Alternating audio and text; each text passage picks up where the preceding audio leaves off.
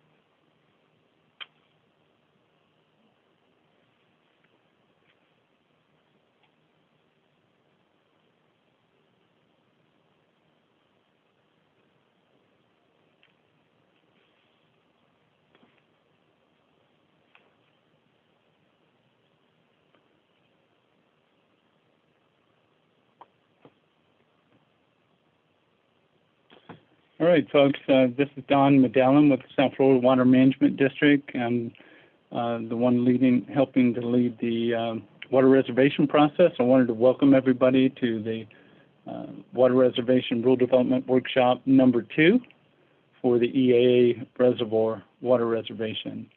And appreciate your participation in the second Rule Development Workshop, and certainly it's been interesting doing this by webinar as opposed to a face-to-face meeting, but I wanted to thank you all in advance for taking time out of your schedule and participating in the Rule Development Workshop. So let me kind of give everybody a format for today's meeting so you know how to engage with our staff throughout the workshop. If you look at the Q&A feature on the Zoom toolbar, and you open it, you can ask one or more questions using the Q&A feature, and that will give you an opportunity to ask your questions directly to staff at any time during the workshop. And then we have a public comment period, and that is toward the end of the workshop, and we will give you an opportunity to not only ask questions, but we'll answer the questions that have been asked during the public workshop. And we'll give you live answers from our staff. So one thing I would ask you to do is try and be as specific as possible with each of your questions and indicate the slide number that you're referring to. And also there is a feature on the Q&A portion that gives you the ability to upvote the same question. If you like a question that was asked by somebody else, you can give it a thumbs up, and this question would be prioritized and shifted up to ensure that we're going to answer that question as soon as possible. And then also, all the questions today will be documented, and we intend to provide written answers to the questions and ultimately have those cataloged. So with that, that's how we would ask you to engage. With that, I'm going to go into the agenda today.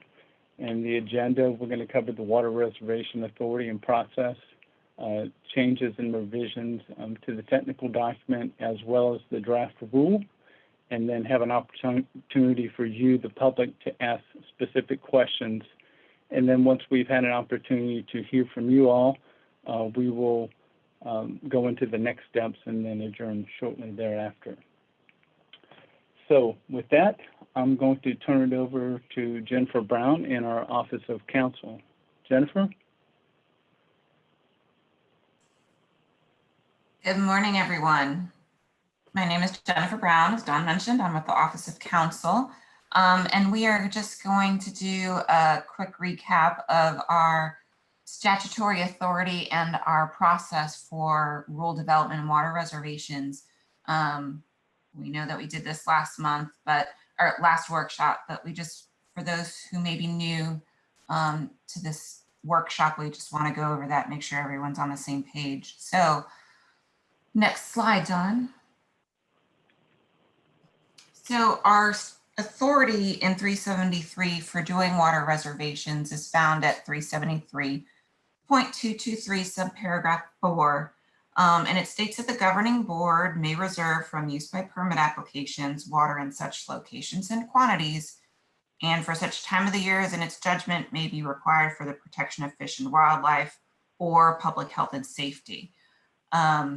So we do water reservations by rule, and they protect that volume of water from being allocated to consumptive uses.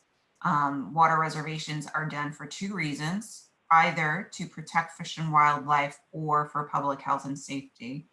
The statute requires periodic review and revision in light of changed conditions. And the statute, as well as existing case law, says that existing legal users are protected, provided they're not contrary to the public interest. Next slide. So the Water Management District not only complies with 223 sub 4, but we also have other statutes and rules that we must comply with. So all of our rules will be reviewed by DEP against the Water Resource Implementation Rule for water reservations to make sure that they are consistent. And that rule is 62-40.474. We'll talk about that in the next slide.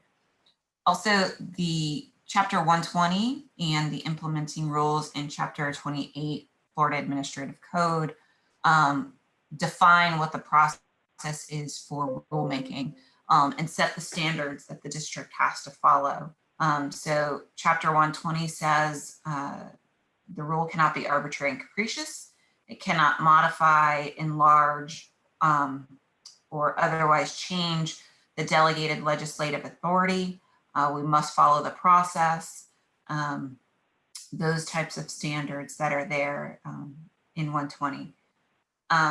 We also have to follow the Department of State rules, but those rules are mainly about form, numbering, font size, tabs, those sort of things. And then we also comply with the governor's November 11th, 2019 directive. The rules should be efficient and not overly burdensome. We should not have duplicative, outdated, or obsolete rules. And also, you know, a tiny little nugget that's in that directive is a requirement that the rules sunset after 5 years unless otherwise directed by applicable law. And so when we transmit a copy of the rule to the Office of Fiscal Accountability and Regulatory Reform, OFAR, we have to state that we've complied with these things.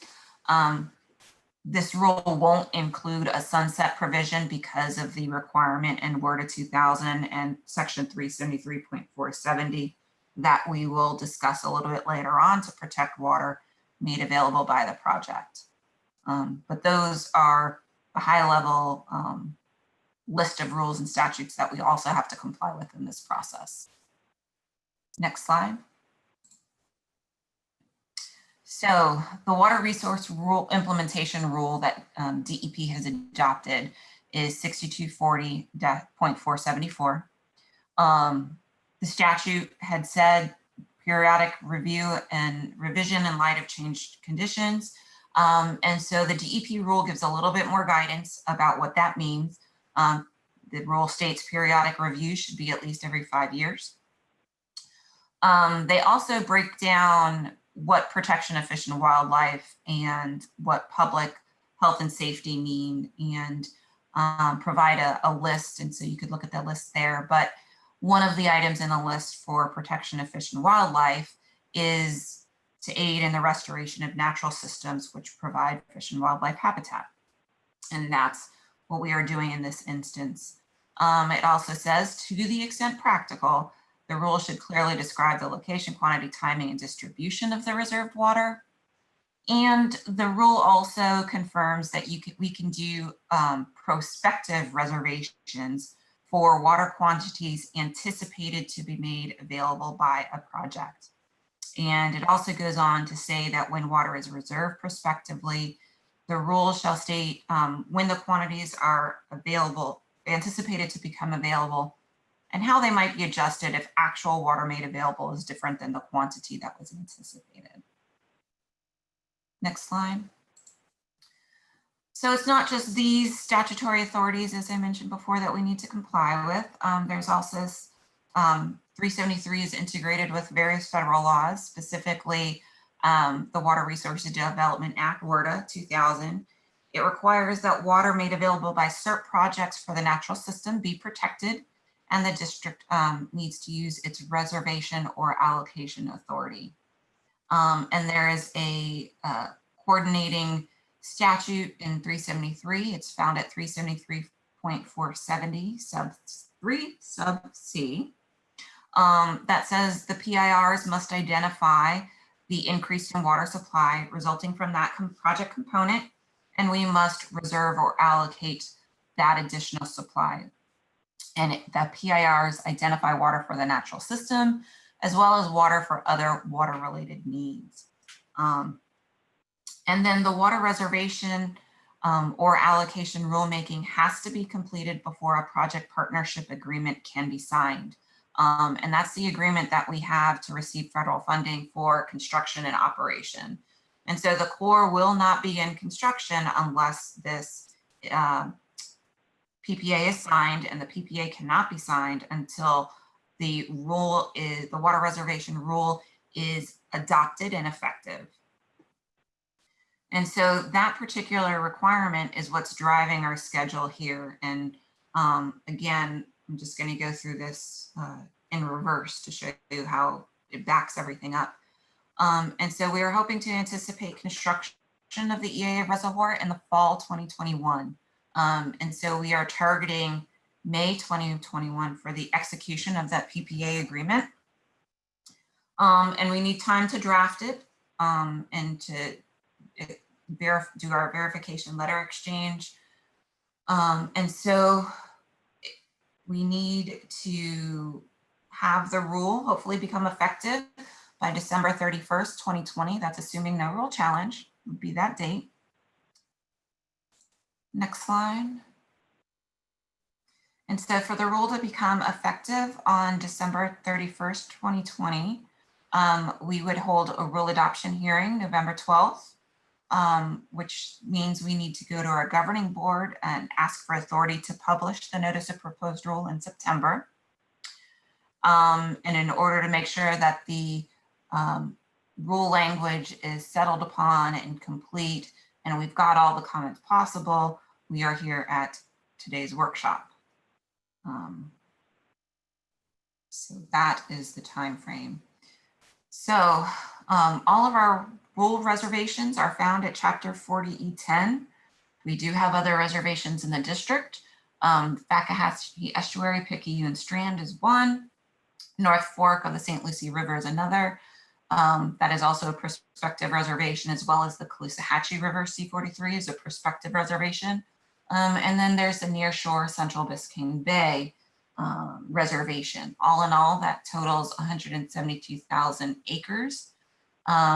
And those that are watching the district's reservation rulemaking efforts were also engaged in the Kissimmee River up in the northern portion of our district. And so in complying with Chapter 120 and the standards that I described earlier, to not be arbitrary and capricious, the district undertakes certain actions. And so we define the water to be reserved. And how we do that is we go about by identifying the reservation water body, characterizing the hydrology of that water body, identifying the fish and wildlife to be protected, and establishing the link between that fish and wildlife and the hydrology. And that defines the water that's needed to protect that hydrology and the fish and wildlife. And all of that we set forth in our technical report, which we had a peer review panel convened, and they provided comments on. It was a public process. We have received comments on it, and it's available on our website if anybody would like to take an additional look at it. Next slide. So the first step in that process is identifying the reservation water body. It's here on the map to your left side of the screen. It's the EAA reservoir proper. It's 240,000 acre-feet of static storage to deliver water to the Central Everglades, to benefit the fish and wildlife in the Central Everglades. And we are focusing on water stored by the CERT project. And the map to the left shows you where it is located in the EAA. And I'll turn it over to Don now. All right, thanks, Jennifer. Just a little background on I'm going to cover the draft technical document revisions and comments that we've received. And I'm sure you all are aware of this, but there is a new version of the technical document, as Jennifer mentioned, for July 28, 2020, that's posted on our EAA Reservations webpage. This version of the technical document uses track changes and makes it very easy to see the changes from the previous version. And these changes are really designed to, incorporate many of the changes suggested by you through the public comment letters that we've received during the rule development process. And the comments and suggested changes received not only help to improve the technical document, but it also provides the district with an opportunity to provide additional information to address specific concerns that were expressed by many of you. So going through some of these changes in chapters 1 and 2, one of the first things we did is add a statement about state law requirements as it relates to increased water supplies, and that's located in section 1.1. And this statement was added to address a lot of concerns about meeting the state mandates. We also added a new paragraph regarding the multi-purpose reservoir and operating strategy and where it's specifically located in the Packer report. And that's located in section 1.4.1. So if you can take a look at that, it will give you a little more information about the operating strategy associated with the reservoir. We also clarified the statement that the water is not available until the project's fully constructed and operational and certified by the board, as Jennifer mentioned in her presentation. And that's located in section 2.1. And there was a lot of concerns about the water and when it's actually going to be available. And so I think the clarifying points that we're trying to make is this is a prospective reservation, and it's not really available until it's actually constructed and operational. Also, we included public workshop dates that are included in section 2.2. And we also had specific references to the appendices that have been added. And I'll go over these appendices in just a moment. But appendices B through E in section 2.2. And then we also added additional opportunities for public engagement as the rule development process continues through upcoming governing board meetings. In chapters 4 and 5, we updated, table 4.1 and the references, figure references in section 4.2.6. And I should mention too that in chapter 3 there were very few changes. Most of them were editorial or locational references, so there was very minor changes in chapter 3, and that's why you don't see chapter 3 indicated in the slides.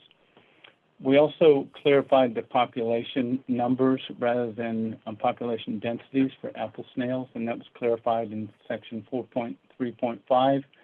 And we added a new paragraph regarding adaptive management in the ecological summary section, 4.3.7. And this paragraph was actually requested by the peer review panel as one of their final recommendations. So we've added a little more information about adaptive management and how that would work as the project becomes operational. We also added a clarifying statement that the reservation, again, is prospective. And then finally, that the reservation could be modified in light of changed conditions or new data, and that's indicated in section 5.1. And the last bullet was really added because multiple stakeholders regarding the ongoing LOSM process. There were a lot of questions and concerns about that process and how this water reservation fits into that ongoing process. So we tried to make it clear that we can always go back and modify this water reservation rule in light of those changed conditions. Chapter 5 in the appendices, some of the changes we made there, we clarified the modeling evaluations in the post-authorization change report, and specifically referred to structure S628, and gave more information about that and the operational flexibility and how that maximized the environmental benefits for fish and wildlife. And so this comment was really added to clarify the discharges through that structure that goes back into to enhance regional water supplies, but it also increases the water available to meet those environmental needs. A new paragraph was also added regarding the savings clause analysis that was done, and specifically where you can find that in the Packer report as well as the EIS, and that's in section 5.2.1. We also added these 4 appendices, the first being Appendix B, which is the final peer review report that needed to be incorporated into the technical document. And then Appendix C is all of the public comments that we received, not only during the peer review process, but this is only on the technical document itself through this peer review process and public comments. There was a total of about 164 comments and district responses, so there's a lot of really good information here if you want to take a look at that. Appendix D are the public comment letters that we received after the public peer review session, and then finally Appendix E is the summary of public comments and questions and our district responses on the draft water reservation rule. So all of that is available on this new version of the technical document that's out there. I'd invite you to go take a look at that, and I think it will answer a lot of your questions. If you have any more questions, you can always pose them during this workshop as we indicated. With that, I'm going to turn it over to Alberto Naya in our Water Use Bureau. Alberto? All right, good morning, everybody. My name is Alberto Naya. I'm the section leader for the Upper East Coast Okeechobee section in the Water Use Bureau. We have reviewed the comments from the stakeholders, and the draft rule has been modified from the last workshop to reflect those comments. I will be covering the unchanged parts of the rule as well for those who may have missed the previous workshop. I would also emphasize some of the points to clarify some of those comments as well. As Jennifer mentioned, on the previous workshop and today, legal protection of the water is required before the district and the U.S. Army Corps of Engineers can execute a project partnership agreement to cost share on the EAA construction cost. I also want to remind everybody, as if you haven't heard it, that this is a prospective reservation, which means that the water is reserved and available only when the project is constructed and the water becomes available in the reservoir. Next slide. The reservation must be adopted into Chapter 40E10, which is the reservation chapter of the district. The purpose of this chapter is to define the quantity, location, and timing of waters reserved from allocation for the protection of fish and wildlife. This chapter also defines the physical location of the EAA reservoir. As you can see, it is located in Palm Beach County, south of the city of South Bay, and between the Miami and Northern River canals. I want to note that no changes to the definitions and water reservation implementation portions were made. Next slide. First of all, here, I want to emphasize that the draft rule language is also consistent with the draft operation manual in the Packer 2018 Annex C. This reservation will consist of water operationally released from structures S624, S625, and X626 to the lower East Coast Everglade water bodies. It could also convey as much as 825,000 acre-feet of surface water on an average annual basis. As part of the revision, we added figure 3.7, which is a volume probability curve. Next. Those of you who have been following the rule development may recall figure 3.7 from the technical document and also from the first workshop presentation in July 14. This graphic was developed as part of the C240 model simulation. The x-axis represents the annual outflow volume in acre feet, and the y-axis indicates the percent of time that these volumes were equaled or exceeded. And the outflow through the structures is estimated to be 825,000 acre feet on an average annual basis. Want to point out that this is the water that is reserved for the protection of fish and wildlife. And of course, this figure was added as a direct result of the comments received. Next. On this slide here, Part B pertains to the fact that this is a prospective reservation and it is consistent with what has been said throughout. Part C indicates that the reservation is an ongoing process and it references the authority in the Florida statutes to do periodic reviews and revisions as conditions change. And Part D clarifies that surface water released from structure S62A is not reserved. The highlighted sentence here was added as part of the revision to indicate that as much as 82,000 acre feet on an average annual basis could be discharged to structure S62A. We also incorporated figure 3.8, which is another volume probability curve. Next slide. This graph was also developed as part of the C240 model simulation.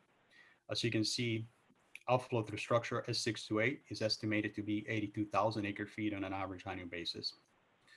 And once again, this is the water that is not reserved, and that will be discharged into the Miami and North New River canals via the inflow and outflow canal. Next slide. As some of you may know, water reservations are also incorporated by reference into Chapter 40E2, which is the consumptive use chapter of the district and has the purpose of regulating all water uses within its boundaries. The reservation would also need to be incorporated into the applicant's handbook, which is the manual used by staff and applicants to complete water use applications. And this last sentence here pertains to the protection afforded to existing legal users, as it clarifies that consumptive use permit applications completed before construction and certification of the EAA reservoir will not be using the water reserved. We also had no changes to these two items here. And that concludes my portion of the presentation, and I'll pass it on to Don for the Q&A session. Thank you, Alberto. Appreciate that. This time, we're going to open it up for public comments, and for Brenda Mills will be moderating many of these comments. Brenda, do we have any questions yet from the public? Yes, we do. We have one question from Tom McVicker. It reads, the water budget for the reservoir from the Packer model shows an average of 82,000 acre feet released to the Miami and North New River canals from the reservoir. This agrees with the number cited in the draft rule.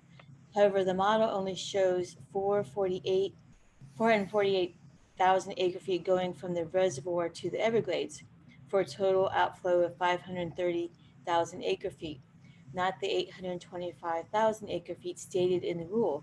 Could you please explain these numbers? Thank you. I believe Leslie was going to answer this question. Leslie Waugh, the project manager for the SEP project. Yes, this is Leslie. So based on the modeling, the C240 model run from the Packer and the volume probability curves that are shown in the presentation and the technical document and in the draft rule, the 82,000 acre feet that's released from the northern structure back to the Miami and North New River canals, that's correct. That's what's shown on the volume probability curve. But the volume probability curve that's released from the three structures that sends water south to the Everglades is the 825,000 acre feet. And that's what's stated in the rules. So I'm not quite sure where the 448 and the 530 is coming from. I don't believe we have Walter or Clay Brown from the modeling group on the phone, so we can get with them and have them reach out to you and see if they can explain these discrepancies. But the 82,000 acre feet to the Miami North River canals and the 825, that's what's shown in our volume probability curves based on the modeling from the Packer. So we'll just have to follow up with you to get an answer. All right. Thank you, Leslie. There is a second question that's been submitted by Timothy Breen. How and why was it determined that water released from the S628 structure to the Miami and North New River canals would not be reserved? Thanks.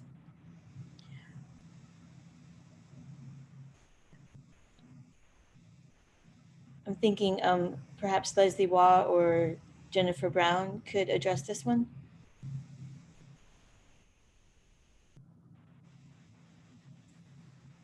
So the EAA reservoir is a multi-use reservoir, and the Packer determined that if releases from the canals were made, additional water from that would otherwise be released to the northern estuaries and damage the northern estuaries would be able to capture if it was operated in accordance with the SERP,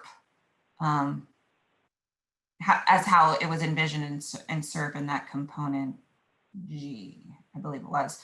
And so the DPON shows water being released through the S628 canals going back to the Miami New River canals for canal maintenance. And the water that would go through the other structures is what is actually directed towards the Central Everglades.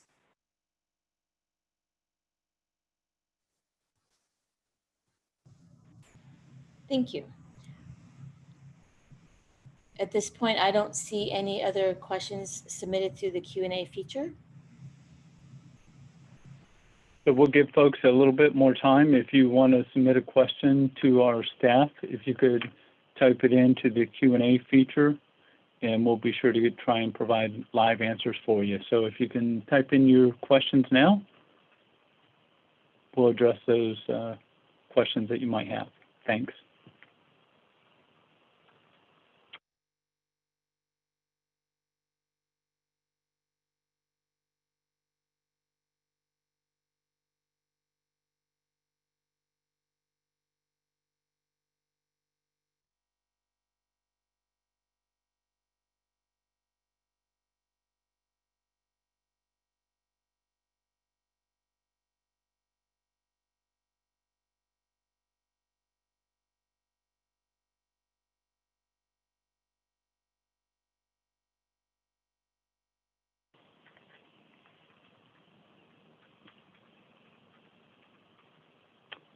All right, well, I don't see any other questions popping up. Is there anything else, Brenda, that you're seeing?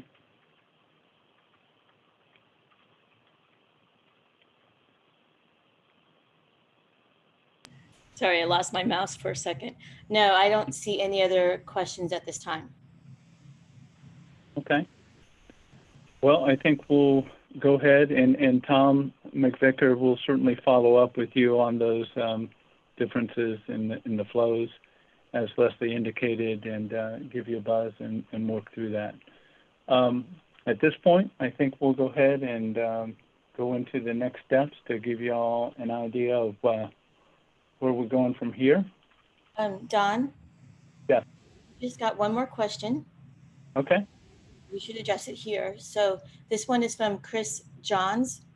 Could you please explain the relationship between the 800,000 acre foot this rule would reserve and the 370,000 acre feet identified in the Packer?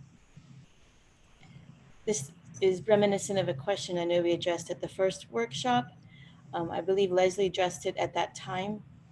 Did you want to? I can try again. This is Leslie.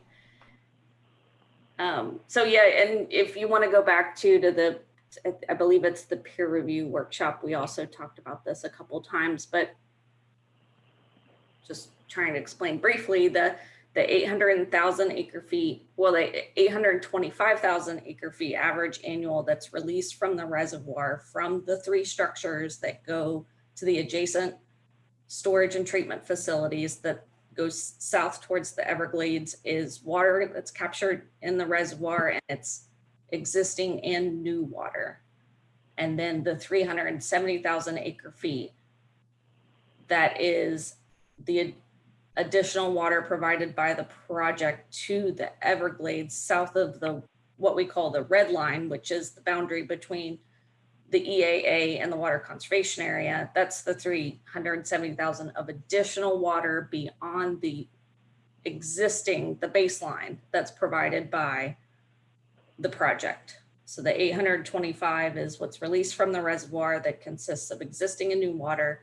And then the 370,000 acre feet is provided by the project to the water conservation areas that's above the existing condition. And I hope I explained that okay.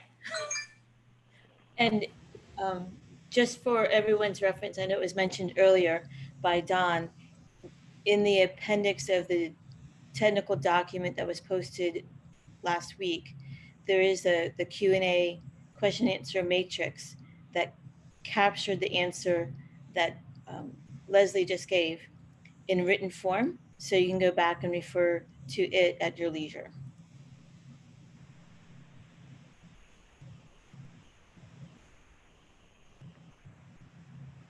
All right. There any other questions that are open out there?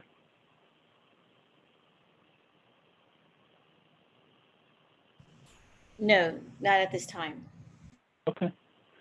All right. Well, let's go on to the next portion of the presentation. This is going to cover next steps.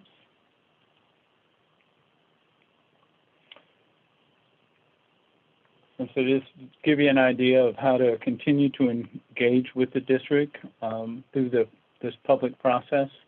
The agenda, technical document, the draft rule language that we went over today in the workshop, along with the frequently asked questions that Brenda just referenced, and the final peer report, et cetera, are all located on our website along with the agenda, so you can find all that information out there. Public comments to the technical document and draft rule changes are due Thursday, August the 27th. So if you could make a point to get that to us in a timely manner, we would certainly appreciate it. And again, those public comments are really on the technical document and the draft rule language. And we're proposing to finalize the technical document on August 31st, which is just a few days after that public comment deadline, so that we can get the technical document wrapped up. And you can submit those comments to Tony Edwards at the email address here. And the workshop presentations that were given today will be posted on our EAA Reservoir Reservations webpage, just like every other workshop. And if you want to go back and look at any of the other previous workshops regarding the peer review session or workshop number 1, you're welcome to do that. The next opportunities for public engagement are 2 governing board meetings that we have: notice of proposed rule on September 10th and November the 12th for the rule adoption hearing. So our schedule is, we've gone through the May 29th peer review session. We had the first public workshop on July the 14th and the workshop today. And so the next step, as I indicated, would be the notice of proposed rule. And just to, give you a little background about the notice of proposed rule, basically what we are taking is trying to get governing board authorization to publish the notice of proposed rule in the Florida Administrative Registrar.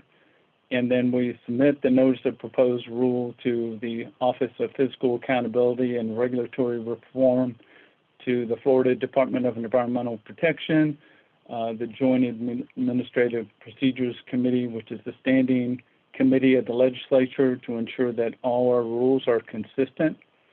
And then there'll be a 21-day comment period before the rule adoption hearing, and the notice of proposed rules after that public comment period. We would have the ability to continue to receive public comments on the draft rules and any proposed revisions that might be requested. We're hoping we got all those at this point in time. And then the next step is the rule adoption hearing, which is scheduled for November the 12th. And at that public hearing, we will be presenting to the board for rule adoption. The governing board would hear the proposed, any public comment and adopt the rules with any proposed changes. And then we would create a notice of change if it's applicable, if there are changes recommended by any of these agencies, JAPC, OFAR, DEP. And then if there's any proposed changes, we would certainly try to incorporate that into the process.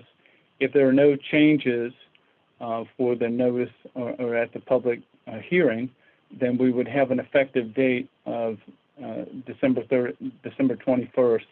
And if there is a change, then it would be the actual effective date would be December 31st. So that's kind of, in short, the process, but certainly you can continue to engage with us through this public rule development process. And so if you need additional information, as I indicated, all the information we've had from all the public meetings we've had and all the information documentation that we've produced through the peer review and rule development process is available on our webpage. And then there's also information on our web board, and so you can go there as well. And then if you need more information about our rules in general, that link is there as well. So with that, I wanted to certainly thank you all for taking the time out of your busy schedules to attend the workshop today. And I know we've had a lot of challenging times with trying to do things remotely, but certainly appreciate the great turnout. And we've had a lot of positive and productive dialogue along this whole process. And so just wanted to remind you again of when to submit those public comments, and again, we're trying to get those to us by the August 27th deadline, so that we have we have your comments, and we can take into account those comments before we finalize the technical document. And certainly you can comment on the draft rule and the draft technical document. So with that, I wanted to thank you all for your time and ask that you continue to remain safe and healthy. And we look forward to continuing to engage with you in the future. Thanks. Take care and have a great day.